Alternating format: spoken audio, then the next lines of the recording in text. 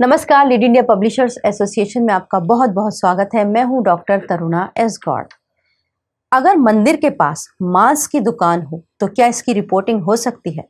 भारत गंगा जमुनी तहजीब वाला देश है, जहां कई धार्मिक आस्था वाले लोग रहते हैं। जहां एक चीज जैसे मांस आदि वर्जित है, तो वहीं दूसरे धर्म में ये मांसाहार बिल्कुल सामान्य सी बात है।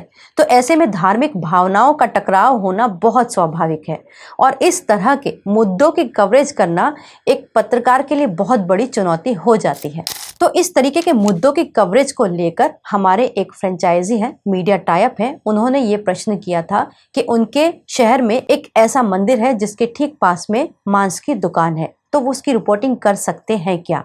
तो हम इस वीडियो में यही बात करेंगे कि ऐसे मुद्दों की रिपोर्टिंग करने के लिए क्या नियम है, क्या कानून है, ये जानना आपके लिए बहुत जरूरी है। सबसे पहला सवाल कि क्या धार्मिक स्थल के निकट मांस की बिक्री की रिपोर्टिंग की जा सकती है? तो इसका स्पष्ट उत्तर है हाँ, रिपोर्टिंग हो सकती है। लेकिन कैसे, किस भाषा में और किस फ्रेम में, यही सबसे अहम बात है। सबसे पहले हम इसके लीगल एंगल को समझते हैं। भारत में ऐसा कोई कानून नहीं है जो ये कहता हो कि मंदिर के पास मांस की दुकान होना अपने आप में एक अपराध है। लेकिन नगर पालिका या फिर नगर निगम जो होते हैं, उनके आधार पर या फिर राज्य के जो स्थानीय प्रशासन के नियम क्या कहते हैं, लाइसेंस की शर्तें क्या हैं, जोनिंग रूल्स के तहत शहरों के पास, धार्मिक स्थलों के पास जो मांस हैं उनकी दुकान प्रतिबंधित है या फिर उनके लिए एक निश्चित दूरी फिक्स की गई है, जैसे कि 50 मीटर, 100 मीटर, इस तरीके का अगर कोई क्लॉज है तो इसी के आधार पर हम रिपोर्टिंग करते हैं। इसीलिए यहाँ मामला धर्म का नहीं, नियम और लाइसेंस का बनता है। अब जान लेते हैं कि पत्रकारिता के नियम क्या कहते हैं, भारतीय प्रेस परिषद की गाइडलाइंस इस पर क्या कहती हैं। फिर आगे हम बात करेंगे कि आपको इस मुद्दे की सेफ रिपोर्टिंग करनी कैसे है। भारतीय प्रेस परिषद यानी प्रेस काउंसिल ऑफ इंडिया के जो जर्नलिस्टिक कंडक्ट 2022 है, उनके अनुसार पहले ये जानते हैं कि आपको इस तरीके की रिपोर्टिंग में करना क्या नहीं है। पीसीआई में स्पष्ट लिखा हुआ है कि ऐसी रिपोर्टिंग नहीं होनी चाहिए जिससे कि धार्मिक भावनाएं भड़के, जो सांप्रदायिक तनाव को पैदा करे या फिर जो किसी समुदाय को दोषी या फिर अपमानित ठहराए। जैसे कि आपके हेडिंग हो, मंदिर के बगल में मांस की दुकान, ये आस्था पर हमारे हमला है, इस तरीके की हेडलाइंस को पीसीआई एकदम गलत मानता है। तो आपको करना क्या है, पीसीआई क्या बताता है? वो बताता है कि सेफ एंड एथिकल रिपोर्टिंग करनी है। वो क्या है?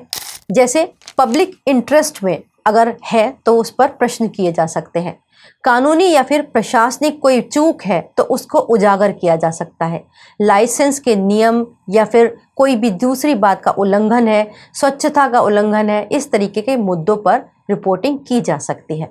तो इस तरीके के जो संवेदनशील मुद्दे हैं उस पर रिपोर्टिंग का एक सही फ्रेम क्या है, उसको हम समझते हैं।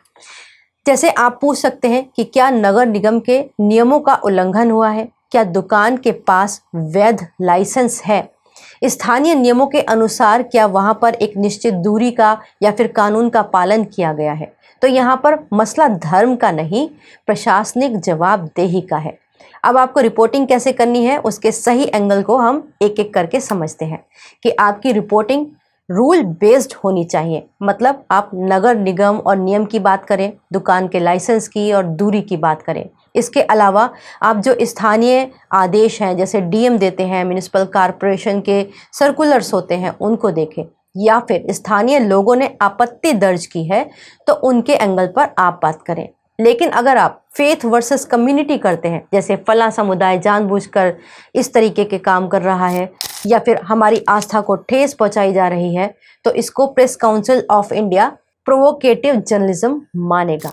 तो आपने ये जाना कि आपको रिपोर्टिंग कैसे करनी है, किस चीज को चुनाव करना है, किसको नहीं करना है। अब एक और चीज जर्नलिस्टिक एथिक्स के अंदर इंपॉर्टेंट होती है, वो होती है सभी पक्षों को, खासतौर से दोनों पक्षों को जानना।